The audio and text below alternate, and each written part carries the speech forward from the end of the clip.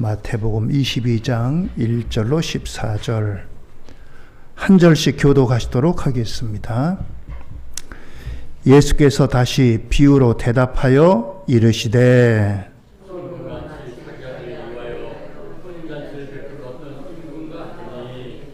그 종들을 보내어 그 청한 사람들을 혼인잔치에 오라 하였더니 오기를 싫어하거늘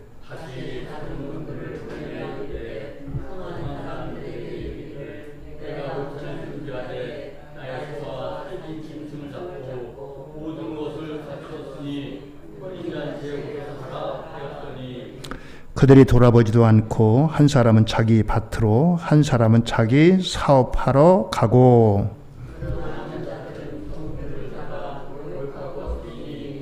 임금이 노하여 군대를 보내어 그 살인한 자들을 진멸하고 그 동네를 불사르고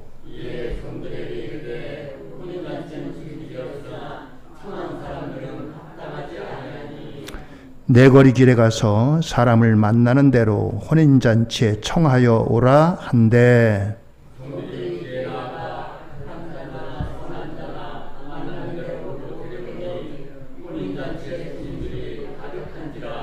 임금이 손님들을 보러 들어올새 거기서 예복을 입지 않은 한 사람을 보고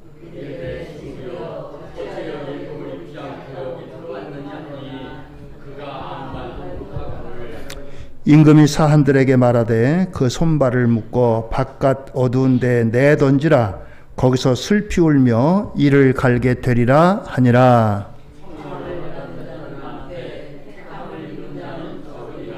아멘. 할렐루야. 오늘도 하나님의 은혜와 축복이 우리 성도님들 모두에게 함께하기를 주의 이름으로 축원드립니다. 오늘 말씀의 제목은 왕의 아들 혼인잔치 비유가 되겠습니다. 잠깐 여러분들에게 우스갯소리를 좀 하겠습니다. 자, 넌센스 퀴즈입니다. 소가 살아있으면 두 단어로 뭐라고 부를까요? 살아있는 소. 넌센스니까 너무 어렵게 생각하지 마세요. 산소입니다. 산소. 그러면 소가 죽으면 네? 소가 죽으면 뭐가 될까요? 다이소입니다. 다이소. 감탄이 나오고 있어요. 소가 한 마리면 뭐라고 합니까? 우리의 소원은 소원입니다. 소원. 소가 한 마리니까. 예. 하나만 더 할까요?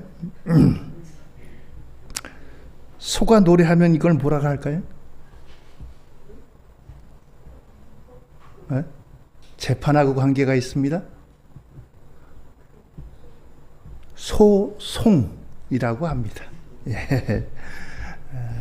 제가 어디서 좀 봤더니 이런 우스갯소리가 있어요. 잠깐 여러분들에게 소개시켜 드렸습니다.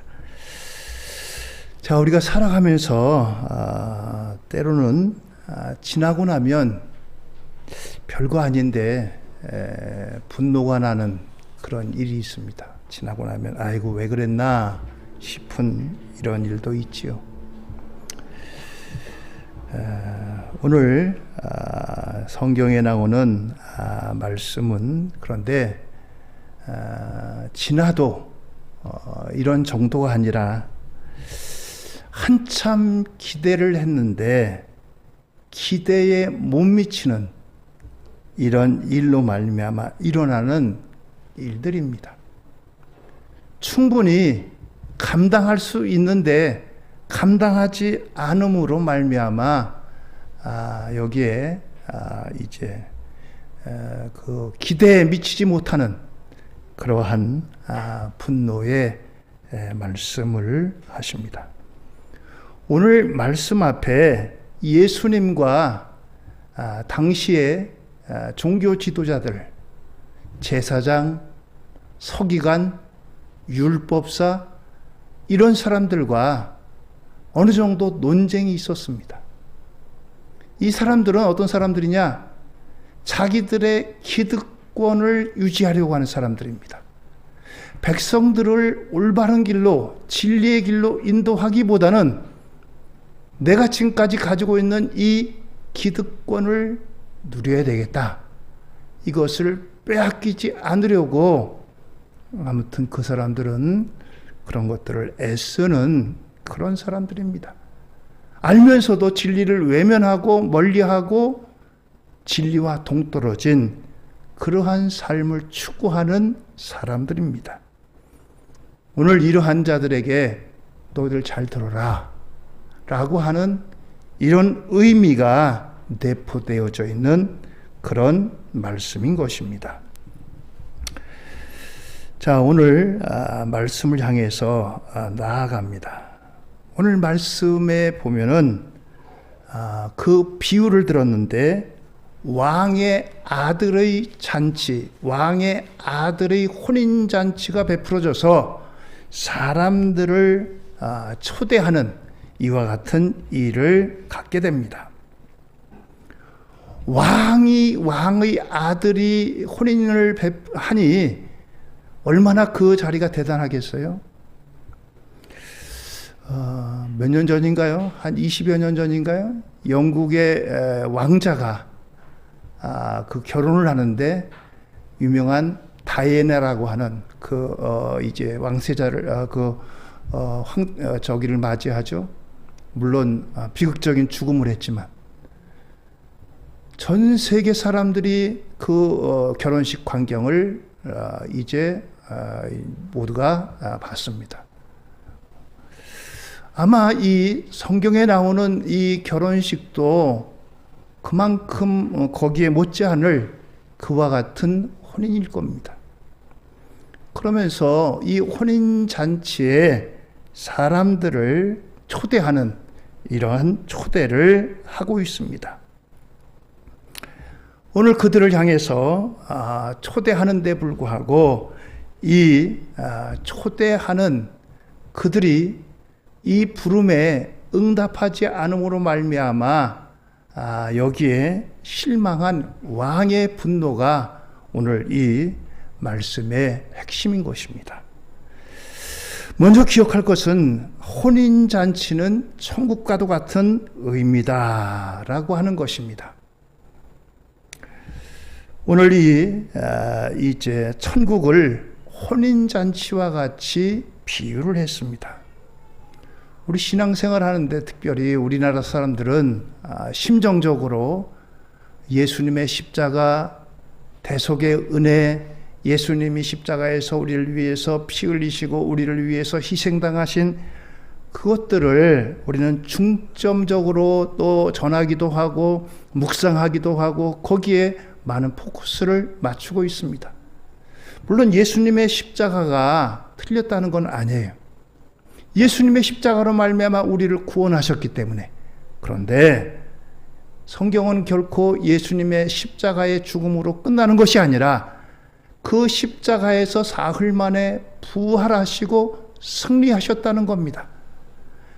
십자가와 부활이 함께 담겨져 있는 겁니다. 우리 신앙생활에도 마찬가지예요. 예수님의 십자가 우리가 깊게 우리가 묵상하고 또 우리 마음에 새기고 우리가 십자가를 전하고 그래야 될 것입니다. 그런데 거기에 비해서 예수님의 부활은 우리가 너무나 많이 간과하고 있지 않나라고 하는 것입니다. 십자가만큼이나 아니 십자가보다도 부활은 우리에게 훨씬 더 큰 의미가 주어져 있습니다. 십자가로 말미암아 끝나는 것이 아니라 우리에게 부활의 소망을 주시기 때문이라는 것입니다. 오늘 여러분들 우리에게 이 부활의 기쁨을 안고 소망을 안고 살아가시는 저와 여러분들 되기를 주의 이름으로 축원드립니다.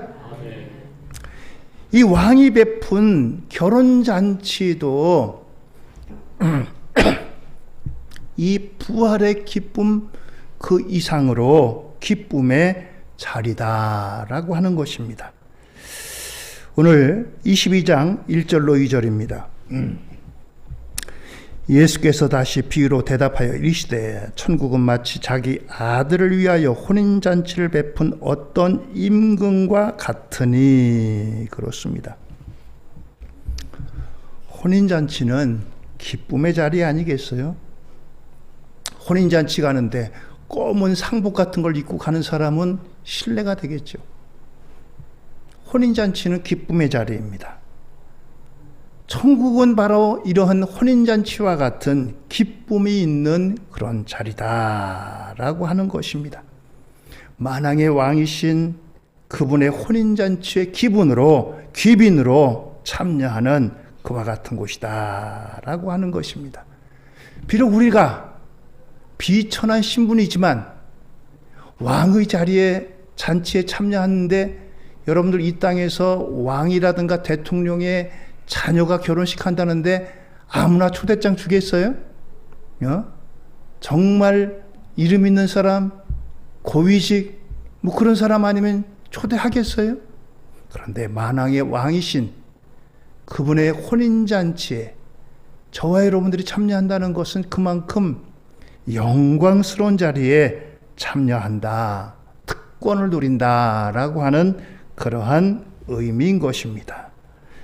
예수 믿고 구원받는다는 것은 바로 이 영광스러운 혼인 자리에 참여한다라고 하는 이러한 의미가 담겨져 있습니다.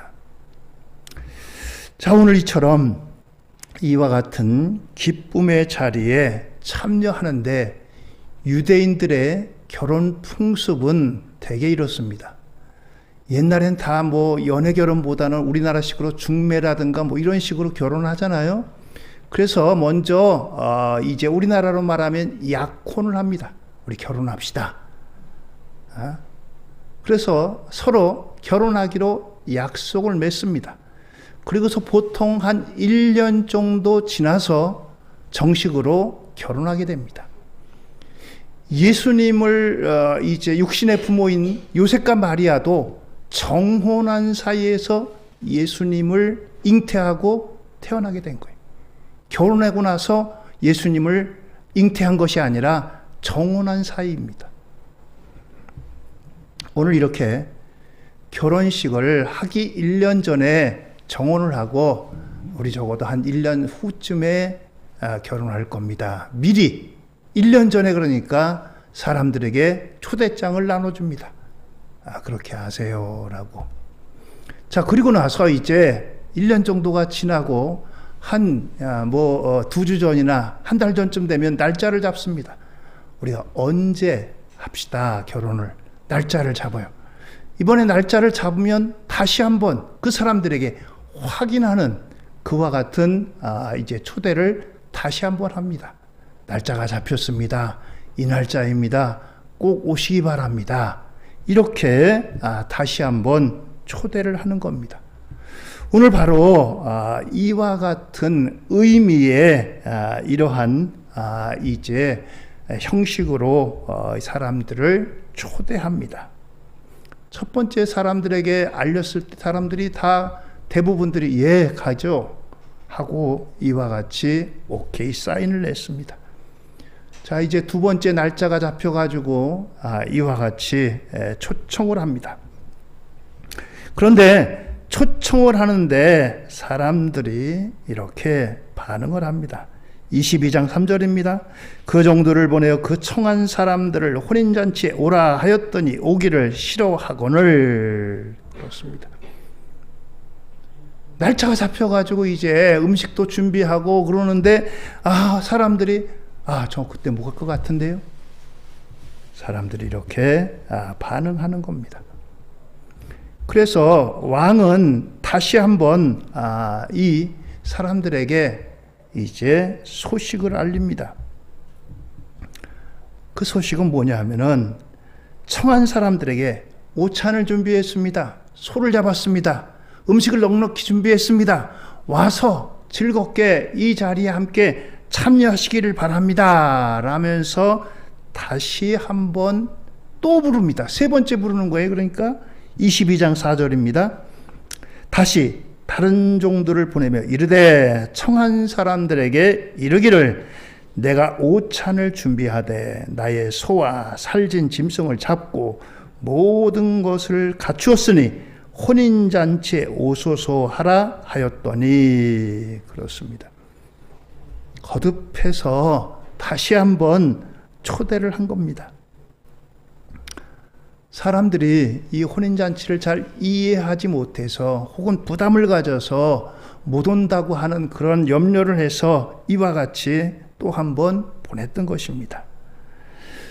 자, 이렇게 거듭해서 보냈는데 그들이 하는 일들을 보세요. 22장 5절 6절입니다. 그들이 돌아보지도 않고 한 사람은 자기 밭으로 한 사람은 자기 사업하러 가고 그 남은 자들은 종들을 잡아 모욕하고 죽이니. 핑계가 그렇습니다. 아이고, 나는 밭에 좀 가봐야 되겠어요. 요즘 말로 하면 아우, 사업이 바쁩니다. 사업 때문에요. 못 갈 것 같아요. 자, 이렇게 이런 핑계를 댑니다. 더 나가서 그 보낸 종들을 모욕합니다. 야, 니까짓 게 뭔데? 꼭 가야 돼? 거기다 심하게 죽이기까지 했어요. 이 얼마나 이제 모욕적인 일입니까? 이 종들은 누가 보냈습니까? 왕이 보냈어요. 왕의 신하입니다. 왕의 신하들을 이렇게 대했다는 것은 왕을 모욕했다는 거예요. 왕을 모욕했다는 겁니다. 왕을 그렇게 대한 겁니다.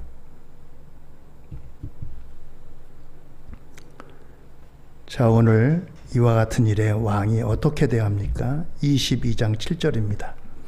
임금이 노하여 그 군대를 보내어 그 살인한 자들을 진멸하고 그 동네를 불사르고. 이건 이 종들을 그렇게 대한 것이 아니라 임금을 그렇게 대한 거예요. 임금이 격분해가지고 군대를 보냈습니다.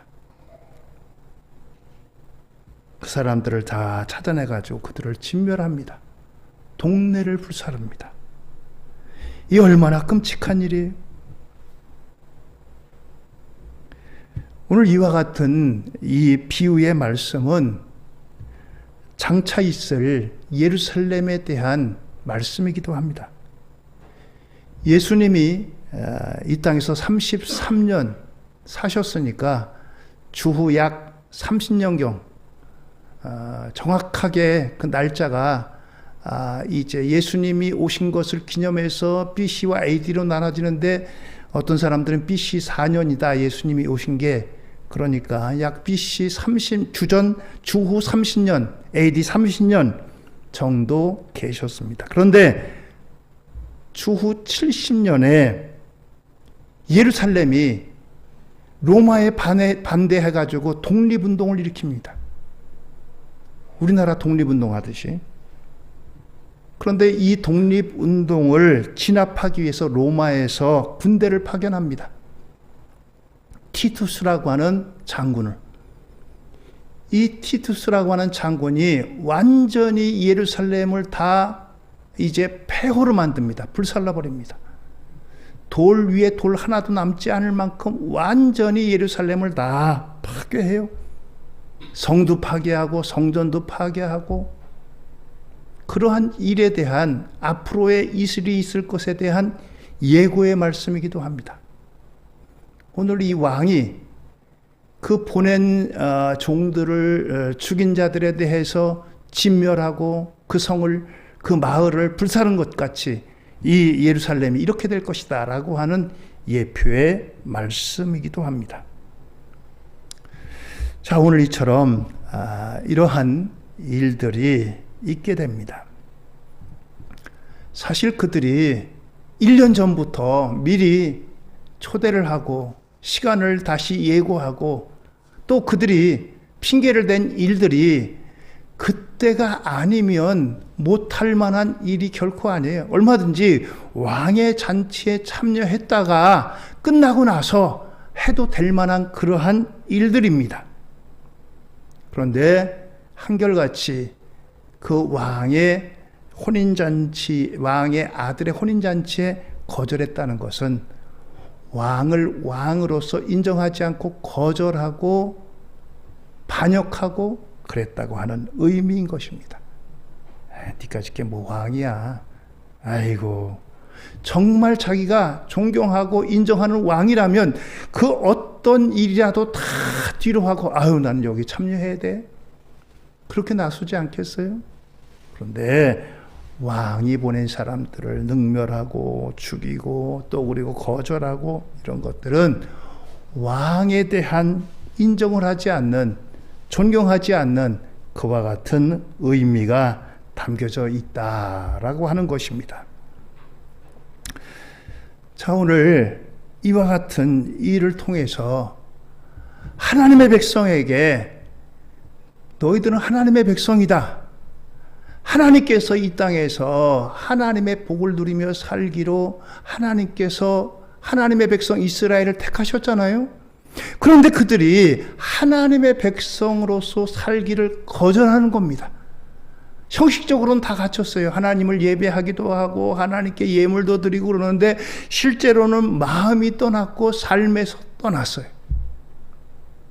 오늘 그와 같은 이스라엘 향해서 왕이 그 천국 잔치에 참여하도록 너희들을 불렀는데 너희들이 이런 핑계로 저런 핑계로 거절하고 나를 떠나서 하나님을 떠나서 그렇게 살고 있다라고 하는 것입니다.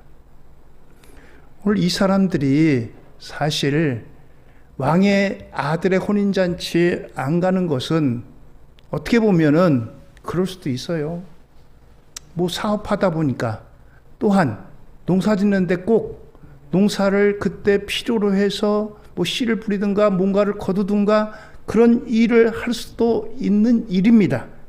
아니면 고의적으로, 아니면 정말 나쁜 마음을 품고 거짓말로 다 안 간 것도 아니고 그럴 수도 있어요.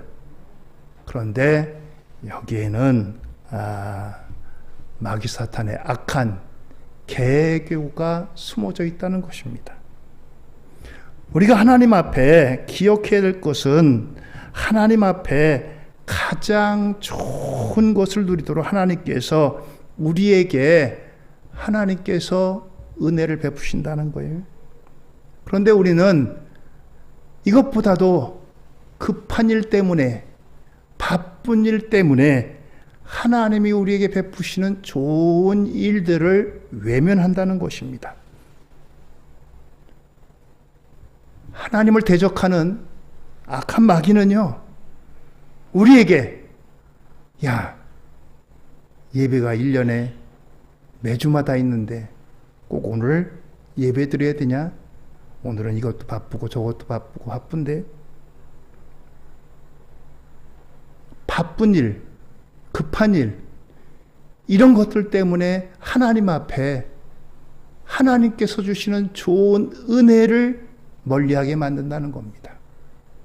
오늘 이 사람들에게도 아유, 나는 오늘 사업에 이 사람 꼭 만나야 돼. 나는 오늘 농사 짓는데 이 일 꼭 해야 돼. 급한 일입니다. 어쩌면 이 사람들에게 해야 할 바쁜 일입니다. 그런데 하나님께서 더 우리에게 주시는 좋은 일들보다는 급한 일들로 대신하게 만드는 그러한 유혹이 담겨져 있다는 겁니다. 오늘 여러분들 하나님께서 우리에게 주시는 가장 좋은 은혜를 사모하고 누리시는 우리 성도님들 모두 되기를 주의 이름으로 축원드립니다. 동남아시아에 가면요, 원숭이를 잡는 사냥꾼들이 있습니다. 그런데 이 사냥꾼들이 어떻게 원숭이를 잡느냐? 원숭이가 빠르잖아요. 나무도 잘 타고요. 원숭이가 다니는 길목에 호리병을 갖다 놓는다고 합니다. 호리병 속에다가 원숭이가 좋아하는 뭐 바나나든지 아니면 뭐 곡식이든지 이런 것들을 넣는데요. 호리병이 위에는 좀 넓고 밑에는 이렇게 좀 얇고 가는 그런 병 모양 아니겠어요? 그래서 이제 원숭이들이 자기들 길목에 이런 것을 보고서 거기다 손을 넣는데요. 손을 넣어가지고 이제 자기가 좋아하는 것을 붙잡습니다. 근데 손을 펴고서 넣을 때는 이게 들어가는데 주먹을 쥐니까 이게 나오질 않는 거예요. 원숭이가 좀 똑똑하지만 거기까지는 미치지를 못하는 거예요. 그래서 이 좋아하는 거를 붙잡고 주먹을 쥐고 있으니까 이게 나오지 못하니까 부자유스럽고 그러다 보니까 사냥꾼들에게 잡힌다는 거예요. 마귀 사단이가 우리에게 그렇다는 거예요. 우리의 길목에, 우리의 사는 삶의 그 영역에다가 호리병 같은 걸 놓아가지고 우리가 좋아하는 것들을 거기다 집어넣는다는 거예요. 야, 내가 좋아하는 거 여기에 있네? 손을 넣고 거기를 잡습니다. 근데 내가 좋아하는 거다 보니까 이거를 놓지를 못하는 거예요. 아, 이거 내가 붙잡고 꺼내야 되는데, 그러다 보니까 거기에 붙잡혀가지고 산다는 겁니다. 오늘 이 왕의 아들의 혼인잔치의 비유에 오늘 부름을 받지만 오지 않는 그런 사람들의 모습을 말하는 겁니다. 자, 그런데 여기서 끝나는 것이 아니고 왕이 이러한 일이 있고 난 다음에 왕의 아들의 혼인잔치는 예정된 대로 열립니다. 그런데 사람들이 없잖아요.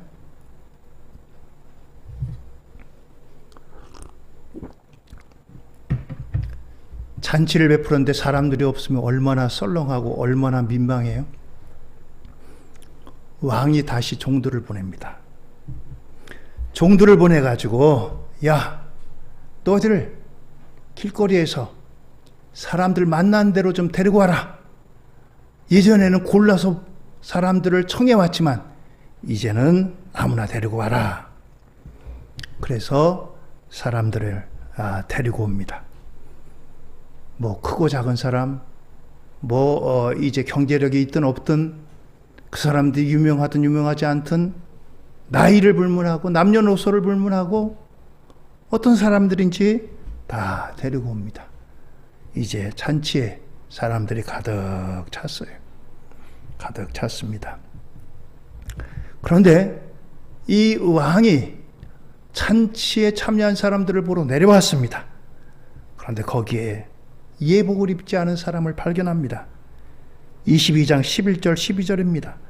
임금이 손님들을 보러 들어올새 거기서 예복을 입지 않은 한 사람을 보고 이르되 친구여 어찌하여 예복을 입지 않고 여기 들어왔느냐 하니 그가 아무 말도 못하거늘. 아니 지금 왕이 종들을 보내가지고 아무나 불러오라 했는데 그래서 사람들을 그냥 불러다가 겨우 채웠는데 느닷없이 예복 입지 않은 사람을 향해서 친구야 어찌하여 예복을 입지 않고 왔느냐 묻습니다. 예복을 입지 않았다는 것은 임금을 무시했다는 거예요. 비록 그 사람이 처음부터 청함을 받지 않은 사람이지만 적어도 누구의 혼인잔치든지 혼인잔치에 간다는 것은 작업복이라든가 농사 지을 때 있던 농부가 그 옷을 입고는 가서는 결례가 되는 거예요. 그렇잖아요? 여러분들 결혼식 갈 때 그냥 아무렇게나 하고 그냥 가세요? 적어도 머리도 한번 하고 옷도 한번 다시 한번 좀 보고 그렇게 하고 가잖아요.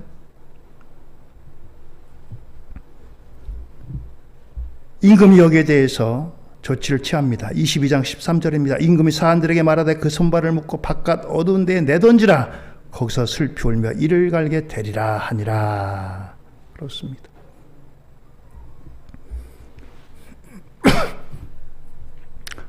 오늘 이 사람은 임금을 무시합니다. 왕의 권위에 도전하는 사람입니다. 오늘 이와 같은 사람들 향해서 예수님께서는 이 혼인잔치에서 나가라 라고 말합니다. 오늘 여러분들, 저와 여러분들은 예수님께서 베푸시는 천국 혼인잔치에 청함을 받은 하나님의 사람들입니다. 하나님의 사람들로 부름받았습니다. 오늘 저와 여러분들이 이 부르심에 나는 과연 잘 응하고 있는가, 응답하고 있는가? 주님께서 우리에게 주신 말씀 붙잡고 하늘 백성으로서 누려야 될 하늘의 기쁨과 소망을 안고 살아가는가? 오늘 저와 여러분들 다시 한번 우리의 모습을 다시 한번 발견하는 귀한 시간 되기를 바랍니다. 22장 14절은 말씀합니다. 청함을 받은 자는 많되 택함을 입은 자는 적으니라. 그렇습니다. 많은 사람을 불렀어요. 그런데 끝까지 이 혼인잔치에 남아있는 사람은 결코 많지 않았다라고 하는 것입니다. 주님은 오늘도 우리를 부르십니다. 우리가 좋은 것을 누리기를 원하십니다. 그런데 우리는 좋은 것보다 바쁜 거에 너무나 우리 마음이 갑니다. 급한 일에 마음이 갑니다.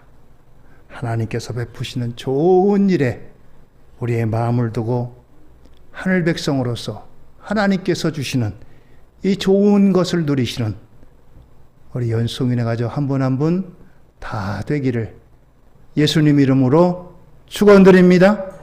기도하시겠습니다.